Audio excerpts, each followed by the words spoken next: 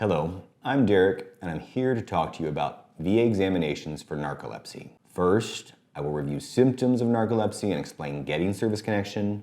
Then, I will go over the regulations that determine the ratings of narcolepsy. Finally, I will review a DBQ to prepare you for an examination. DBQ means Disability Benefits Questionnaire, and it is the form the examiner provides the VA to help determine the rating of a condition. Narcolepsy is characterized by overwhelming daytime drowsiness and sudden attacks of sleep. People with this condition find it difficult to stay awake for a prolonged period of time. There are two different types of narcolepsy, type 1 and type 2. Type 1 narcolepsy occurs with cataplexy, which is a loss of muscle tone. This can be triggered by strong emotion. Type 2 narcolepsy occurs without cataplexy. Additionally, there can be sleep paralysis, which means there is an inability to move or speak while falling asleep or waking up. Also, there can be hallucinations. Narcolepsy can be service-connected on a direct basis if it started in service.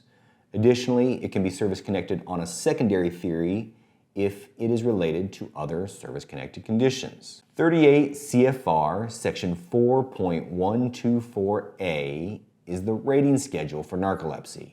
The diagnostic code is 8108, but this redirects you to the rating for epilepsy, petit mal. This, in turn, directs the rating to be made under the general rating formula for minor seizures. Minor seizures are defined by a brief interruption in consciousness or conscious control. The rating of 10% requires a confirmed diagnosis of epilepsy with a history of seizures. Here, you or your representative may have to force the VA to recognize a diagnosis of narcolepsy also qualifies. The rating of 10% is also appropriate if continuous medication is necessary to control narcolepsy. At least 2 minor seizures in the last 6 months is given a rating of 20%. Because this is the rating for narcolepsy, each minor seizure should be synonymous with a narcoleptic event. 5 to 8 minor seizures a week is given a rating of 40%, and 9 to 10 minor seizures a week is given a rating of 60%. Finally, more than 10 minor seizures is given a rating of 80%. Given how narcolepsy interferes with work, filing for total disability and individual unemployability should be considered. Now, moving on to the DBQ, on page 1, the examiner initially fills out based on the request from the VA. Moving to page 2, the diagnosis section starts on this page. Section 2 provides space to give a history, including when the condition started and how it has changed and progressed over time. Section 3 addresses symptoms, but it also contains the most important information for rating purposes, the frequency of episodes. It actually addresses cataplectic episodes, major seizures, and minor seizures. You will notice the language in those sections is the same as on the rating schedule regarding frequency.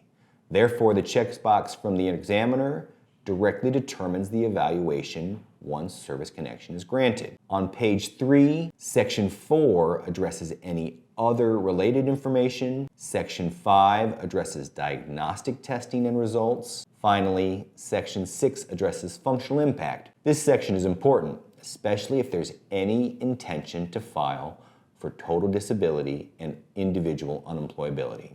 That wraps up this video. For more information, click on the links below this video. Remember to like and subscribe for more content from VA Disability Group about your VA benefits.